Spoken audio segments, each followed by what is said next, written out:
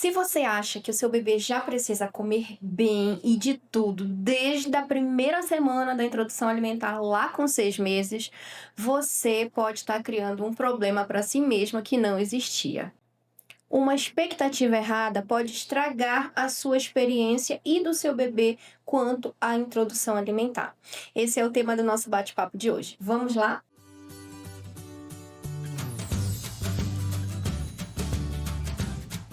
O erro mais comum aqui que a gente observa no que tange à introdução alimentar das crianças é a expectativa da mãe. Desde o primeiro mês, a maioria das mães acabam tendo uma expectativa de que o bebê vai comer um prato inteiro, de que o bebê vai se encher de comida, porque nós vemos vídeos na internet de criancinhas que comem o brócolis, que comem o legume, que enche o prato e come tudo. E também tem os comentários, né, das avós da família: esse bebê tá comendo pouco, olha como ele tá magrinho.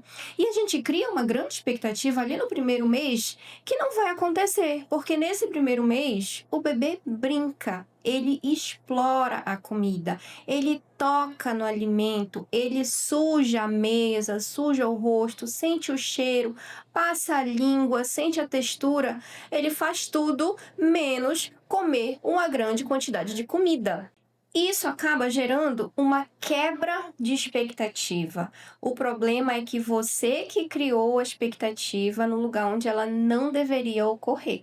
Nessa fase da vida, nós não devemos confundir a curva de ganho de peso com o desempenho alimentar desse bebê, porque isso não está equivalente, isso não vai ser um reflexo direto nessa fase de aprendizado. O bebê realmente está numa fase de aprendizado, tudo para ele é novo, e nessa fase o leite ainda nutre o que este bebê precisa quanto ao ganho de peso, ao crescimento e ao desenvolvimento da curva.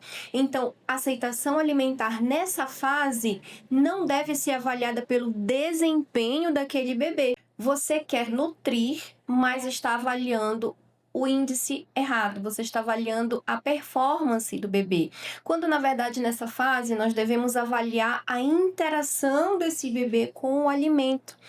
A intenção dele de explorar, de sentir cheiro, de brincar com a comida, porque assim ele está desenvolvendo um sentimento positivo em relação à comida e não de luta. Mas o que a maioria das pessoas não explica para as mães nessa fase é que, de fato, o leite, tanto o leite materno quanto a fórmula infantil, ainda nutrem e suprem nutricionalmente o que esse bebê precisa até 1 ano, até 12 meses.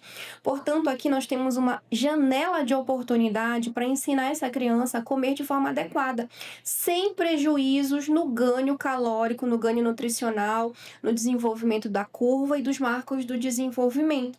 Por isso, é muito importante deixar esse bebê explorar a comida. E nessa fase também, o outro detalhe que vai acontecer é o reflexo de protrusão da língua, que muitas famílias acabam confundindo como rejeição alimentar. Quando o bebê mama no peito, ele projeta a língua para fora para encaixar no peito e sugar o leite. Quando a gente vem com uma frutinha, uma bananinha, ele faz o que é a mesma coisa, ele só sabe comer assim. Ele põe a língua para fora para tentar comer, porque ele não sabe comer ainda de outra forma. E as famílias encaram esse reflexo, que é um reflexo normal e que vai reduzindo com o tempo, como rejeição. Isso acaba levando o momento da nutrição, que deveria ser de exploração, para uma guerra silenciosa entre bebê e comida, com a mãe insistindo, com a mãe tentando só mais uma colherzinha, forçando, distraindo, e o bebê, a cada vez que ela faz isso, ele rejeita mais e mais. A gente acaba entrando num ciclo vicioso. Se você transforma a hora da refeição em uma meta, o bebê transforma em uma resistência. E qual o risco silencioso dessa expectativa irreal do começo da introdução alimentar? É que este bebê vai criar uma associação negativa com a interação com os alimentos e com a comida. Isso leva a uma rejeição, uma seletividade alimentar que vai perdurar a infância inteira dessa criança, porque ela não teve uma boa experiência no começo. Sendo assim, a ansiedade da mãe cresce, a ansiedade da mãe tenta forçar mais ainda a aceitação e a forçação acaba deixando esse bebê mais irritado ainda. Portanto, o problema da seletividade alimentar aos 3 anos não começou aqui aos 3 anos, começou lá no 6º mês, no início da introdução alimentar, que não foi adequado. E o que devemos fazer?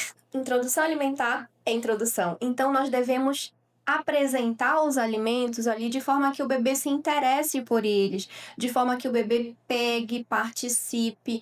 Você leva a colherzinha na boca, ele sente cheiro, ele tenta fazer a ingestão, ele pode rejeitar para um lado e tá tudo bem. A gente respeita o momento, pacientemente, na próxima oportunidade, tentamos novamente ofertar aquele alimento. E assim vai sendo construído, tijolinho por tijolinho, uma alimentação saudável, uma alimentação que o bebê participa e que é nutritiva, sem negociações, sem distração, sem forçação.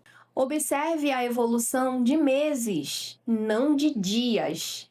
Esse processo geralmente começa a consolidar ali com 8, 9, 10 meses às vezes. Mas lembra que você tem uma janela de 6 para fazer isso acontecer? Então, não fique avaliando dias. Eu recebo muitas reclamações de algumas mães que eu acompanho que na primeira semana de introdução alimentar já ficam descabeladas, já ficam ansiosas. Doutora, não tá comendo nada. Quantos meses você já tá fazendo? Uma semana.